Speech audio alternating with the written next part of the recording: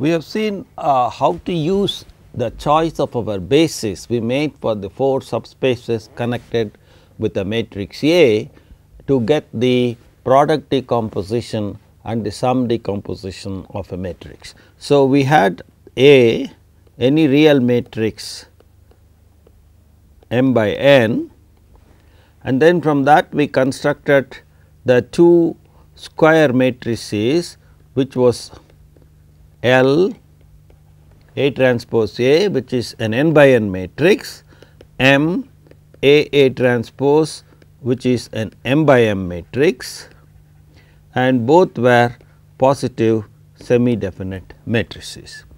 Now, using these 2 matrices, we found that the basis for the subspaces can be chosen as follows.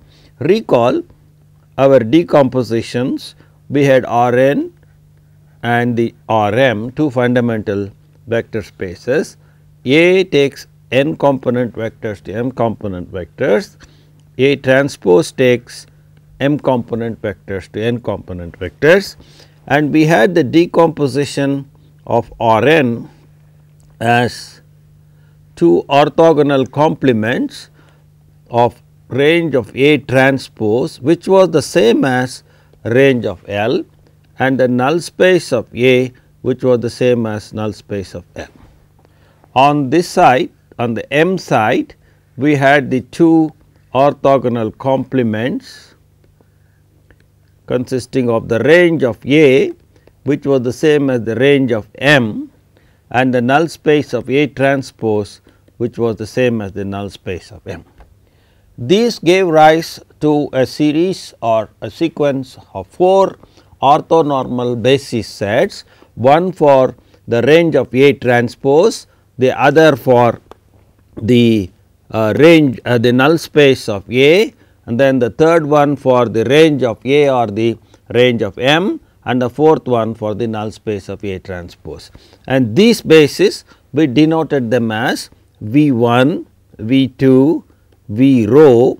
We are assuming that the rank of A is rho and the nullity is of A is nu A. This is our standard notation, and we denoted the basis for the range of L as V 1, V 2, V rho, the basis for the null space of A as P 1, P 2, Phi nu A, and the orthonormal basis for the range of A as U 1, U 2, U rho, and the orthonormal basis for the null space of A transpose as psi 1, psi 2, psi nu A transpose. Now, it was the choice of the basis that was important. We chose V 1, V 2, V rho as the, so this was our choice as the orthonormal eigenvectors corresponding to the positive, strictly positive eigenvalues of L arranged as lambda 1 greater than or equal to lambda 2 greater than or equal to lambda rho greater than 0. And we obtained the phi 1, phi 2, phi nu A as the orthonormal eigenvectors corresponding to the 0 eigenvalue of L. We then obtained psi 1, psi 2, psi nu A transpose as the orthonormal eigenvectors corresponding to the 0 eigenvalue of L of M. Now, it was in the choice of the U 1, U 2, U rho basis, we linked the V basis and the U basis. We chose U 1, U 2, U rho as uj is equal to 1 by Sj times Avj. We know the matrix A, we have chosen the vectors V1, V2, V rho, and we construct uj as 1 by Sj Avj, where Sj is square root of lambda j, the positive square root of this is for 1 less than equal to j less than equal to rho, and Sj's were called the singular values of A. So, this was the choice of our basis, and we chose the basis for the range of A in a way linking it with the basis for the range of A transpose, and the linking gave us this following relation: A V j, the jth vector in the basis for the range of A transpose under the transformation A goes to the jth vector for the range of A with a scaling factor Sj.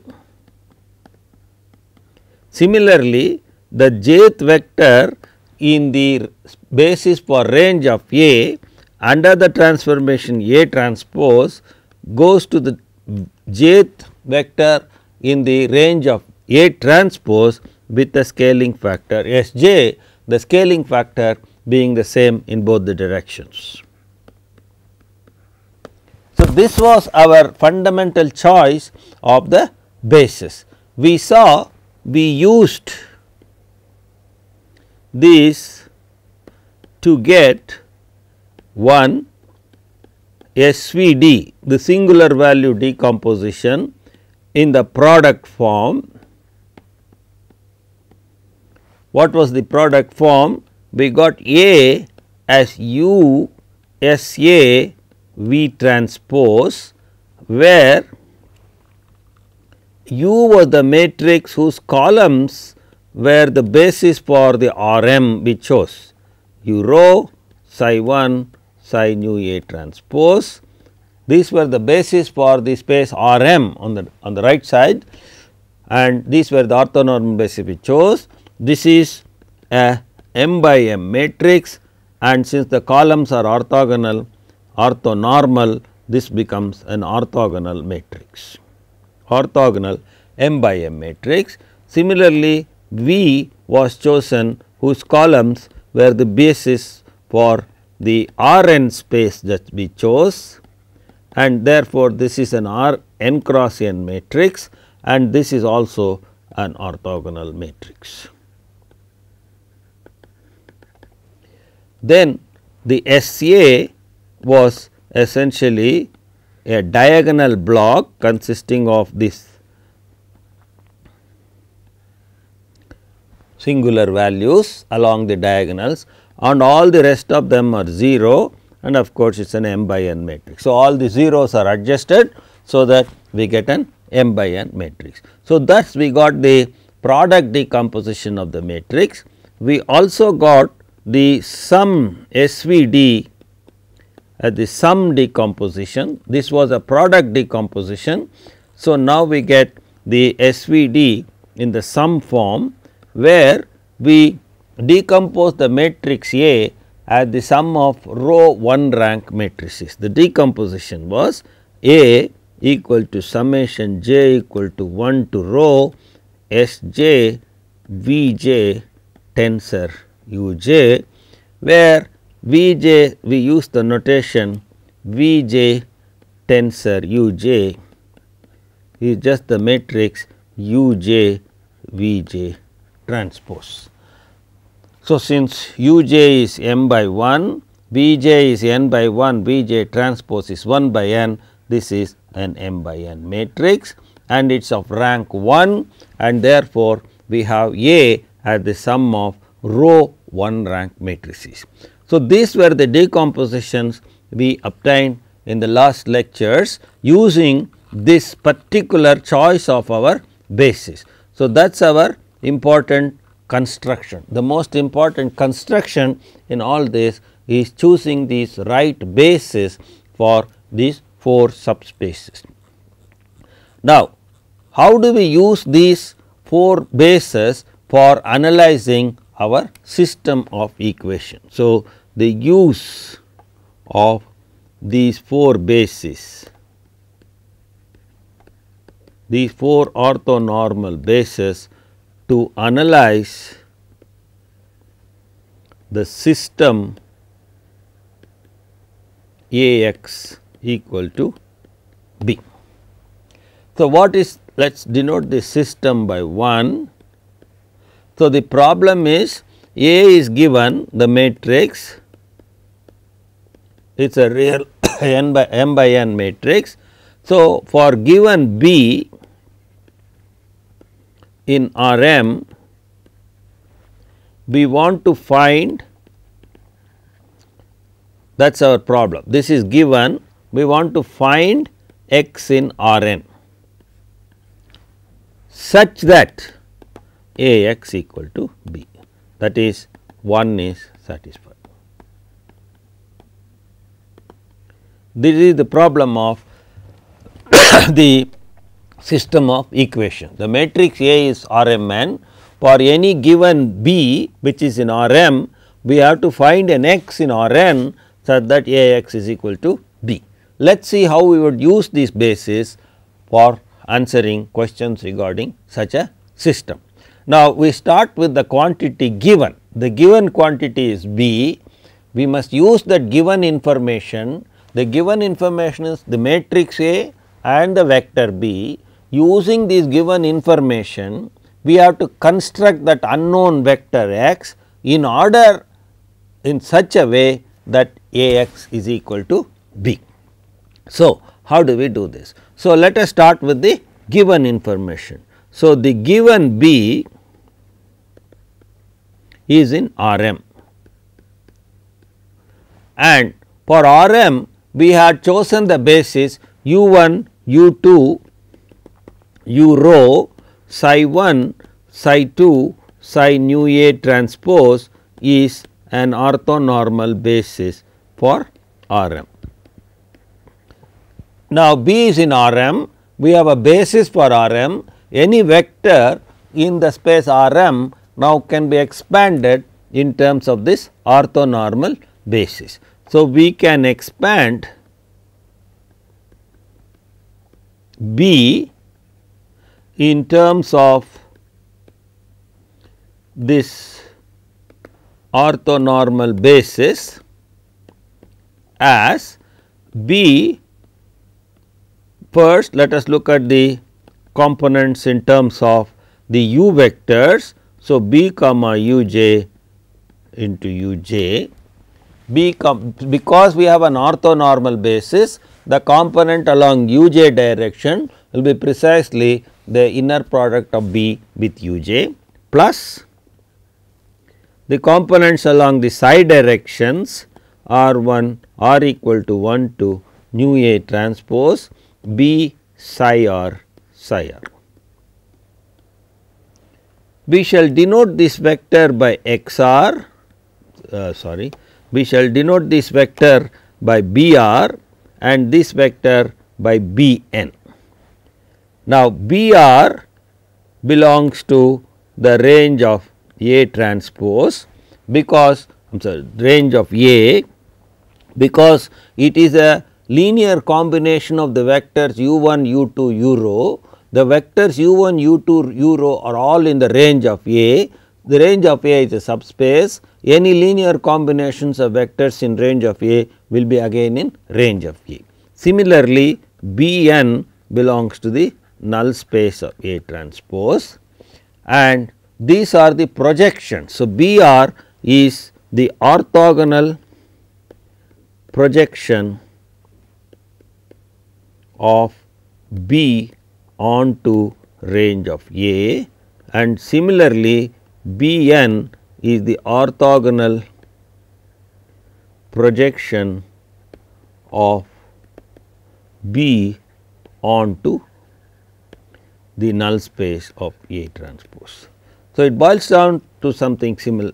It is like this: we have the R m, in R m we have the null space of A transpose and the range of A, B is some vector, and it has been orthogonally projected into this two subspaces. This projection is B r and this projection is B n. So, B has been projected orthogonally onto R A and to N A transpose, and the Pythagoras theorem tells us that the length of B squared is the same as length of B r squared plus length of B n squared.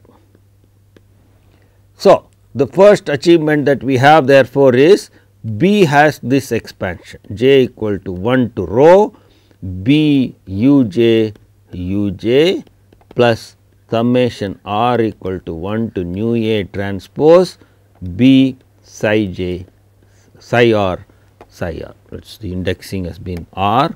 So, it should be psi r psi r. Let us call this equation as star. So, we have the expansion of B.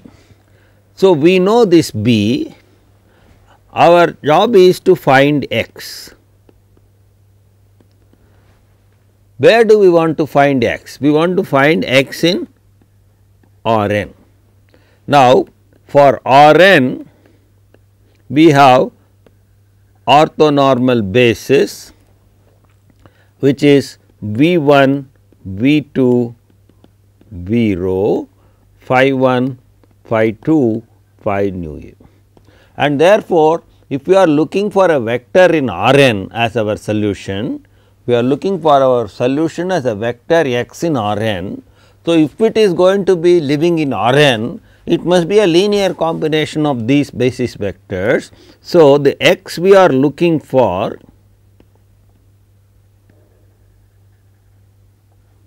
must be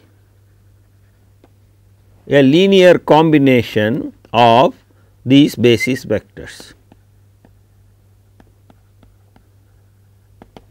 Now, therefore, hence x must be of the form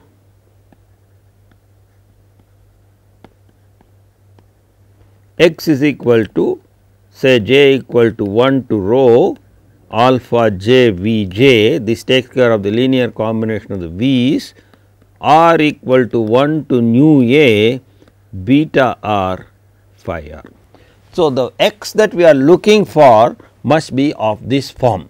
So, the moment we know alpha 1, alpha 2, alpha rho, beta 1, beta 2, beta nu a, the vector x is known. So, the vector x is known the moment we know these numbers alpha 1, alpha 2, alpha rho, beta 1, beta 2, beta nu. So, our job is to find these numbers. We have to find these numbers, these scalars, in such a way that A x is equal to B.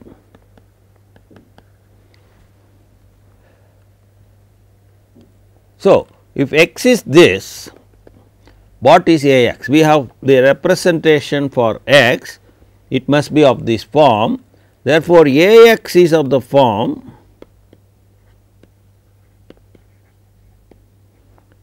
A x equal to A of x was j, any x that we are looking for is of this form, is a linear combination of the basis vectors. Now, if we apply A, matrix multiplication is distributive. So, we have summation j equal to 1 to rho, alpha j's are scalars into A v j plus summation r equal to 1 to nu r beta r into A phi r. Now, what is this equal to? We have our choice of basis was such that A v j, the v j basis went to the u j direction with the scaling factor S j. So, A v j was S j u j. So, the first sum becomes summation j equal to 1 to rho S j V j. In the second sum, the phi 1, phi 2, phi nu a, that is all the phi r's are in the null space of A. So, A times these phi r's will be the 0 vector. So, the second term will contribute only the 0 vector, and hence we get A x equal to alpha j S j U j. So, therefore, we have B expansion. We had expanded B as B u j u j plus r equal to 1 to nu a transpose B psi j psi j.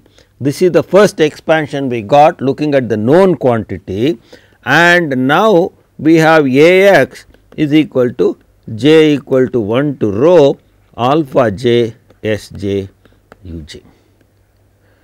Now, our problem is we have to find x such that A x equal to B.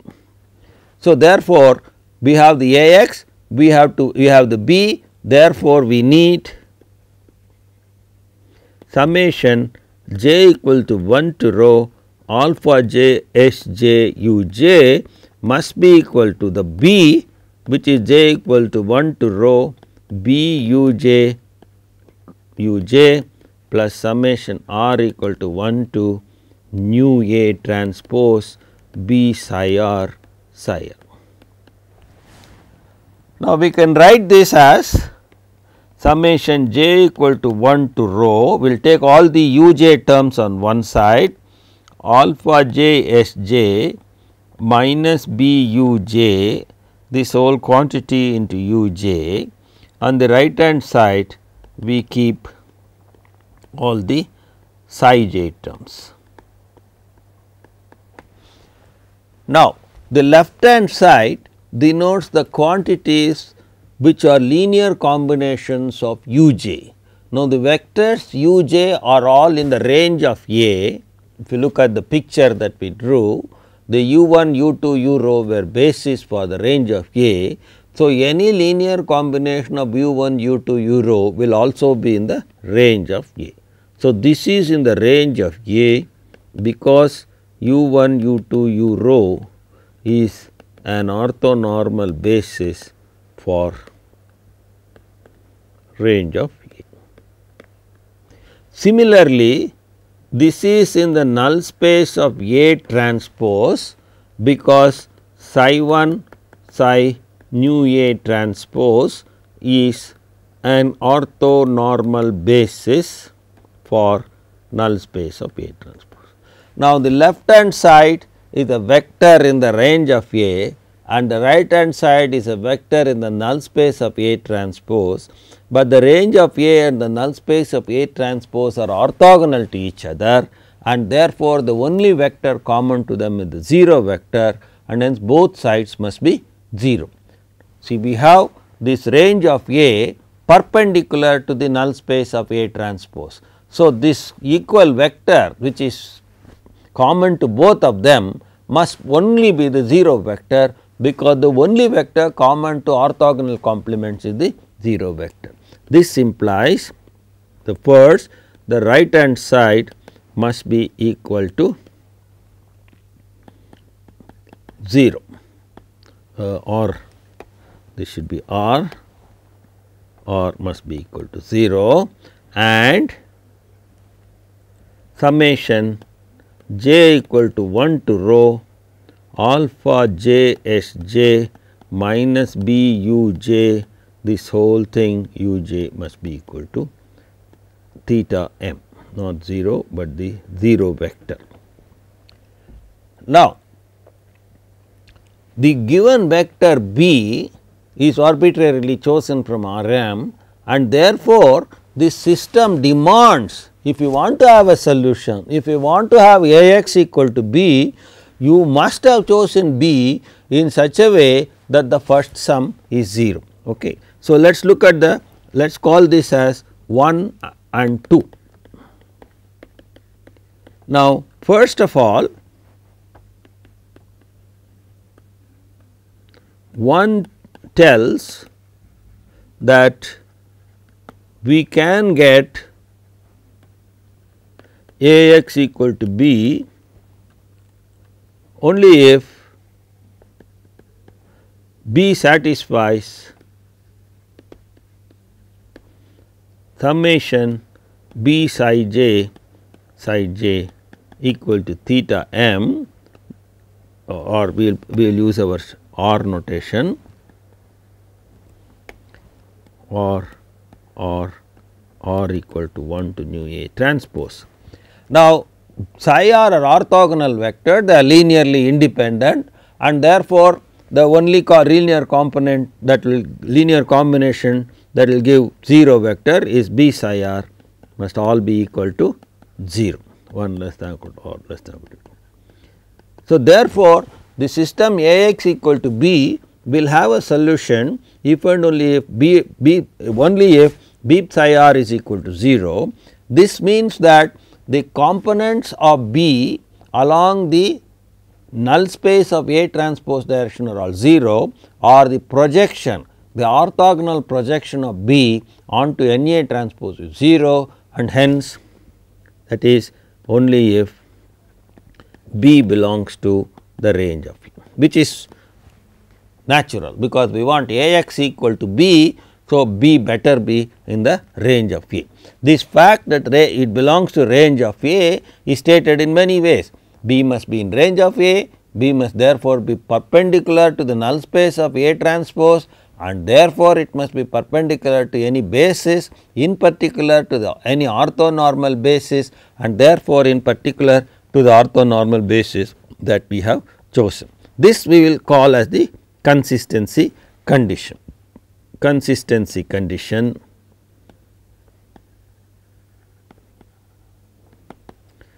So, various ways of stating is B must belong to range of A, that is same as various ways. One or same as B must be perpendicular, orthogonal to all the vectors in null space of A transpose, which we can also state as B must be perpendicular to any basis vector in N A transpose, that is all the vectors in any basis, it must be perpendicular, or the same as the same fact is now B is perpendicular to the particular choice that we have got, B psi r equal to 0 for 1 less than or equal to. This is our particular choice, and we want this to be equal to 0. So, the consistency condition, if this is not satisfied, then we cannot get A x equal to B, because for A x equal to B, we if at all it has to be satisfied, we need both these to be satisfied. So, the first one demands that B belongs to the range of A, which is stated as B psi r is equal to 0. So, now suppose B may or may not. So, let us consider the easiest case first. Suppose B satisfies the above consistency conditions.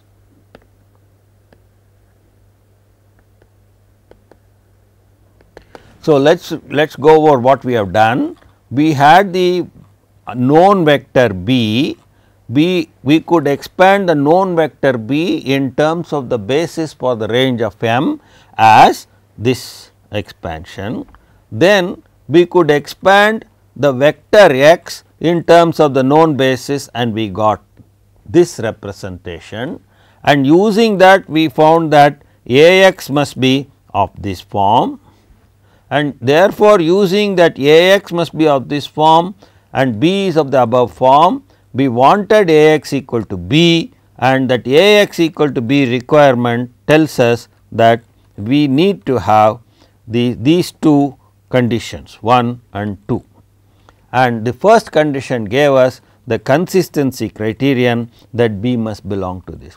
Suppose B satisfies this consistency condition, then out of these two statements we had, one has been taken care of. Now, we have to worry about 2.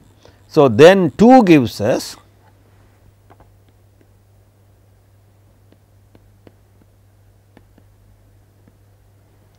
summation j equal to 1 to rho alpha j s j minus b u j, this whole quantity into u j is the 0 vector.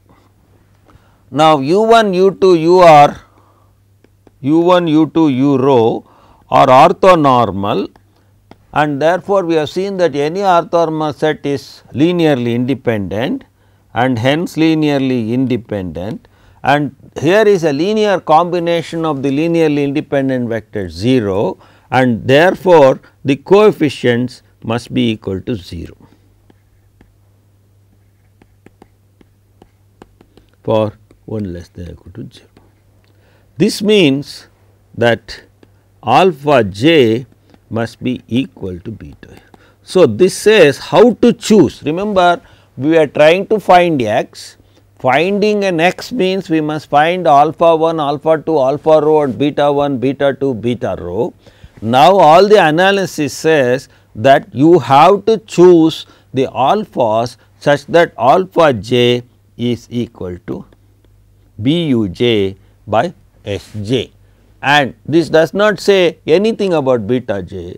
Whatever beta j's you choose, they are not going to affect your solution, because when we computed the a u j, if you remember when you calculated the a u x, the beta j's came completely disappeared because a phi was 0. So, whatever betas we choose, that is not going to affect the system, and hence the betas can be chosen in any way we want, and thus we have alphas have to be chosen as we have here. Alpha j's are beta u j s j, and beta r can be chosen arbitrarily.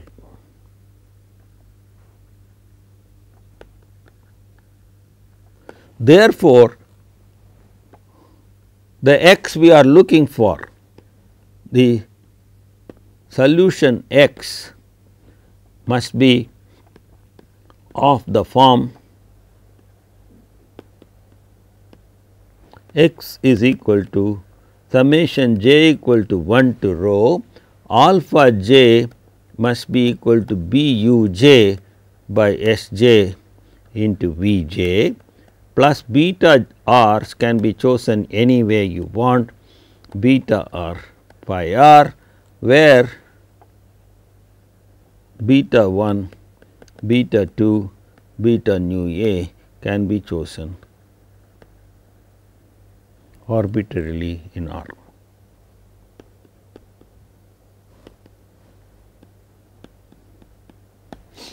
So, thus we have the solution. The moment B satisfies the consistency condition, we have the solution, and we know that any solution must be of this form. So, any solution is of this form. So, now let us therefore summarize. So, therefore, summarizing, we get when B satisfies, B belonging to R m satisfies the consistency condition B psi r equal to 0 for 1 less than or equal to r less than or equal to nu a transpose consistency condition, then A x equal to B has a solution, and any solution must be of the form x equal to summation j equal to 1 to rho b u j by s j into v j plus summation r equal to 1 to nu a beta r phi r, where the beta r's belong to r 1 less than to r less than to a can be chosen arbitrarily.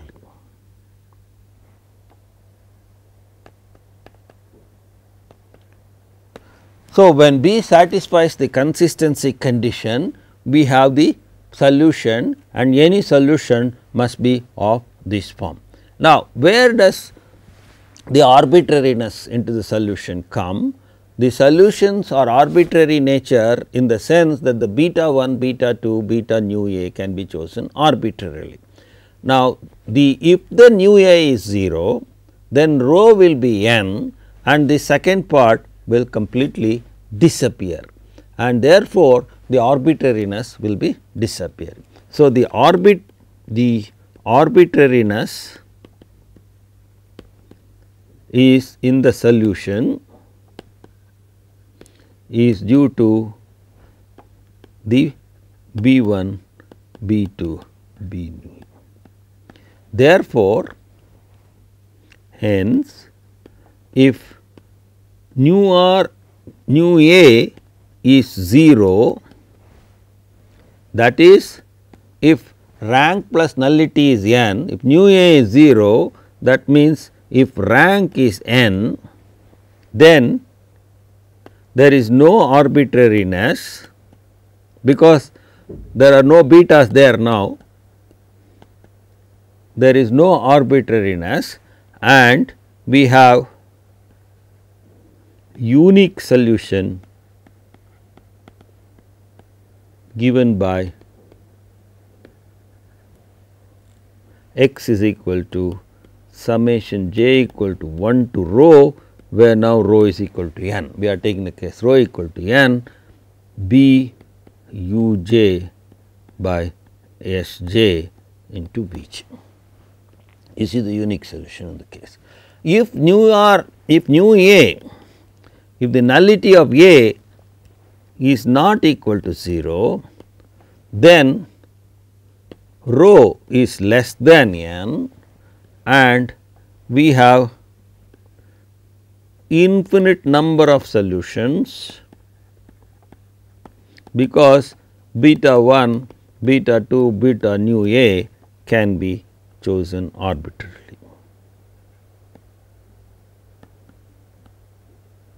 So, in this case, when we are having rho is less than n, we have infinite number of solutions. When rho was equal to n, we have unique solution. When rho is less than n, we have infinite number of solutions. Now, all these infinite solutions are of the form x is equal to summation j equal to 1 to rho b u j by s j into v j plus summation r equal to 1 to nu a beta r phi r, because now the betas can be chosen arbitrarily. Now, if you look at this part, these are all linear combinations of the vectors v 1, v 2, v rho.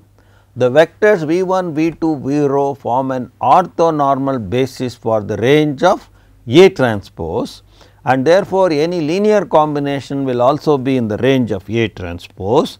So, that is a vector in the range of A transpose, and the second sum is a linear combination of the vectors phi 1, phi 2, phi nu A. Phi 1, phi 2, phi nu A form an orthonormal basis for the null space of A, and therefore, any linear combination of them will belong to the null space of A. We will call this as XR and this as Xn. So, XR is summation j equal to 1 to rho b u j by s j into v j. This belongs to the range of A transpose. Xn is summation r equal to 1 to nu A beta r phi r, which belongs to the null space of A, and by Pythagoras theorem again, since the range of A transpose and the null space of it are orthogonal complements of each other, we get by the Pythagoras theorem the length of x squared is equal to the length of x r squared plus the length of x n squared. And therefore, if you look at the right hand side, we find that the length of the solution will be minimum when x n is equal to 0, that is when we choose all the betas to be zeros. Hence, the solution with the least length is obtained when x n is equal to 0, the 0 vector, that is when x beta all the beta j's, when all beta 1 equal to beta nu a equal to 0. So, this solution is called the optimal solution. This solution is called the optimal solution. It is called the optimal solution, and we will denote it by x optimal, and that is given by j equal to 1 to rho b u j by s j v j, where now rho is less than n. So, what is the conclusion? Let us again summarize. If we now summarize this whole process, we have, if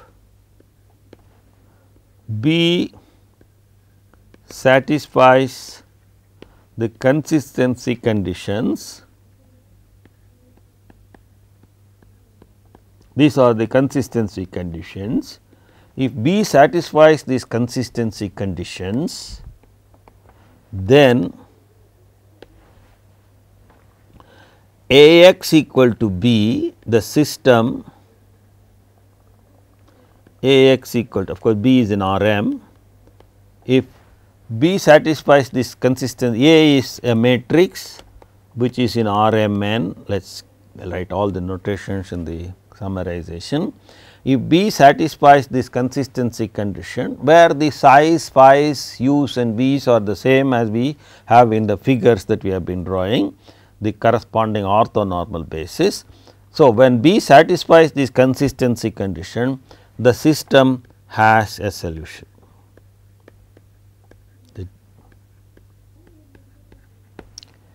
The solution 1, the solution is unique if the rank of the matrix is equal to the number of columns, and the unique solution is given by x is equal to summation j equal to 1 to rho, rho is the same as n, b u j by s j b j. If rho is less than n, then there are infinite number of solutions. There are infinite number of solutions, and they are all of the form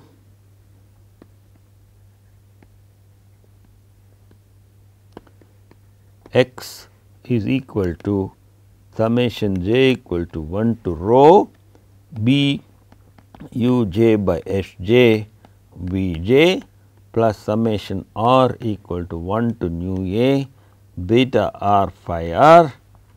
Beta r can be chosen any way we want r. And among these solutions,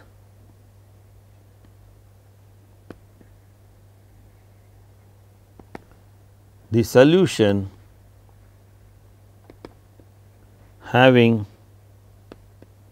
least length is called the optimal solution and is denoted by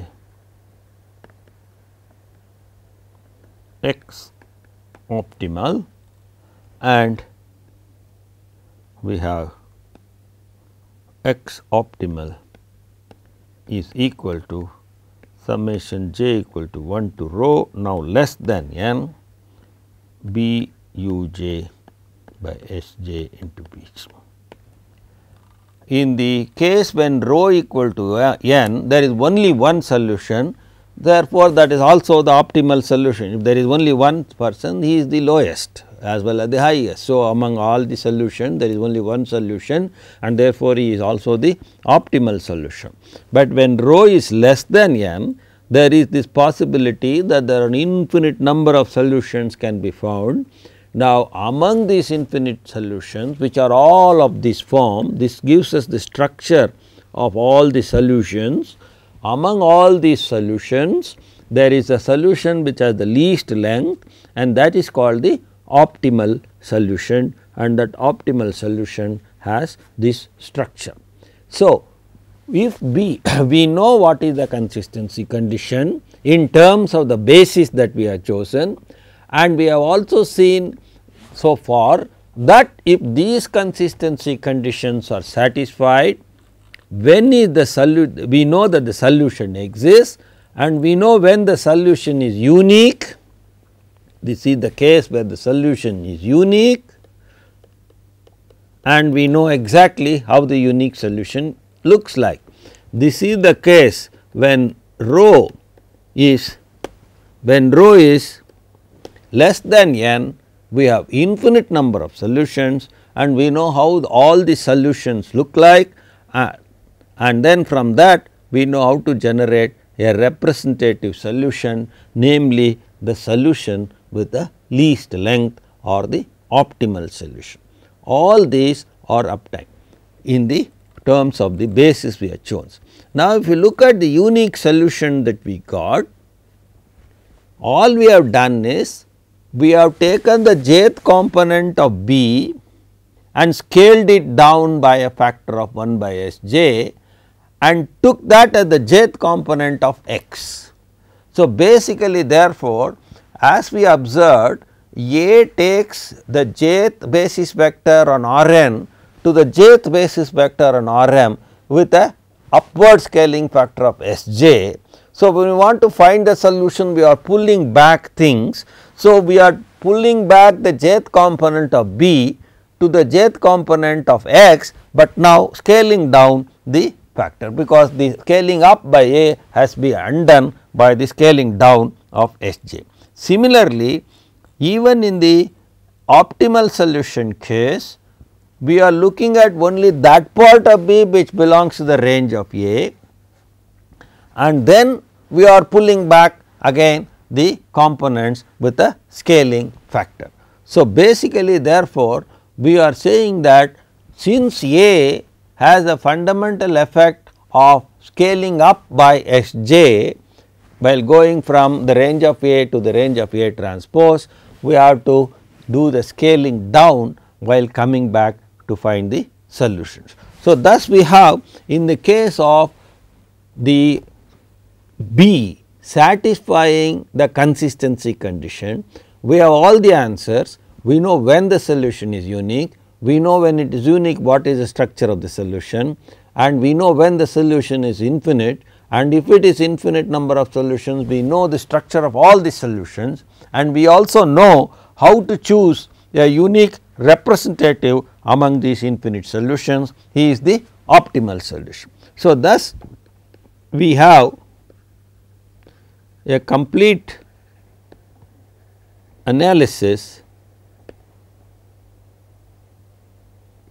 of the system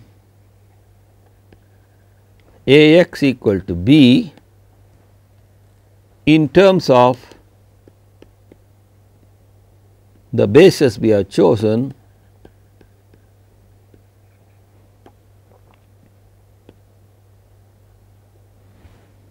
in the case when B satisfies the consistency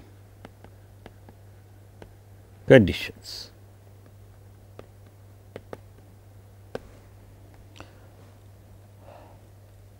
Now, therefore, we next look at the case when B belonging to R m does not satisfy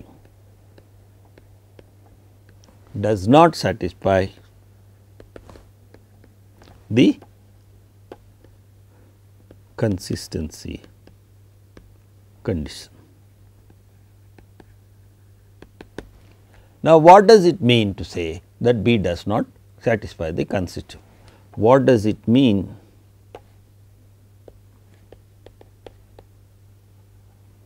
To say that B does not satisfy consistency condition. First, let us analyze that. What it means is the following: B satisfies means B satisfies C, the consistency condition C means B belongs to range of A. We put it in many forms: B belongs to range of A, or B is orthogonal to all the vectors in the null space of A transpose, or B is orthogonal to the psi j vectors, and so on and so forth. All of them mean the same thing, that means B belongs to range of A. But if B does not satisfy C means B does not belong to range of A. So, therefore, we have the following situation. We have the R m side and we have the range of A, we have the null space of A transpose.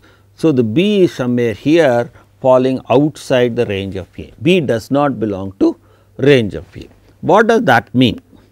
We have R n, A takes the vectors R n to R m. So, therefore, if we now look at the R n side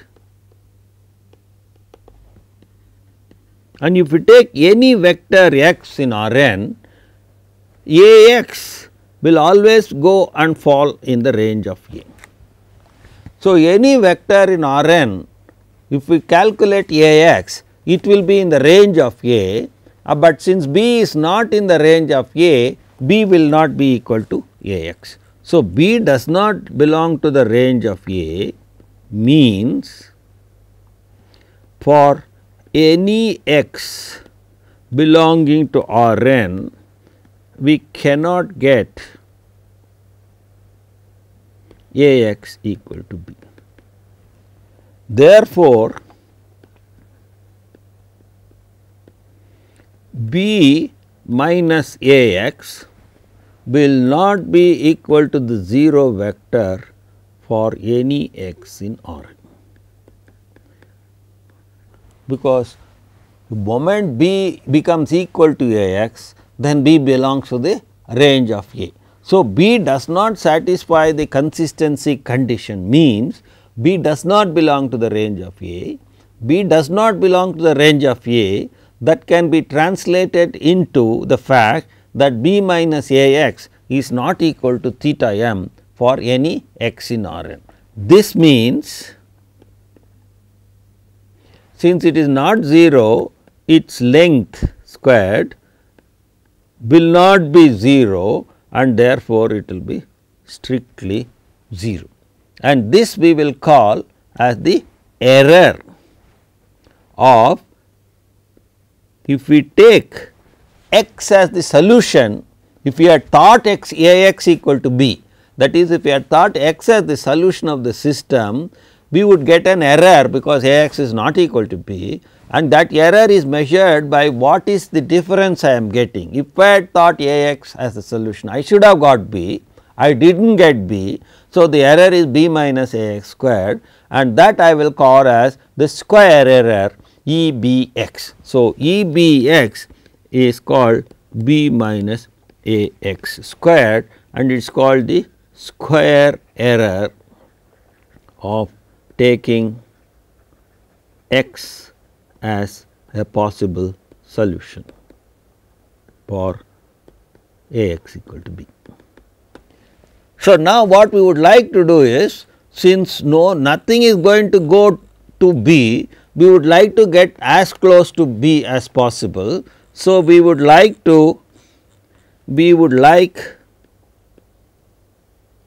this error to be minimum. We would like this error to be minimum.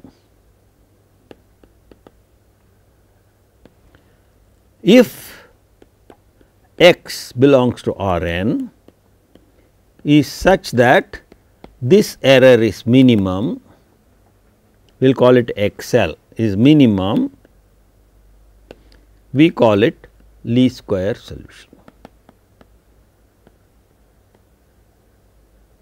Least square solution for A x equal to B. So, therefore, what is the notion of the least square solution? So, definition x L belong to R n is called least square solution for A x equal to B if you look at the error taking x L as the solution, that will be less than or equal to if you take any x as the solution for every x in R n. That is same as the error of taking x L as the solution will be always less than or equal to the error of taking any other x. So, our only hope is to find least square solutions when B does not satisfy the consistency condition. We shall next see how to use the basis that we have chosen to find the structure of these least square solutions.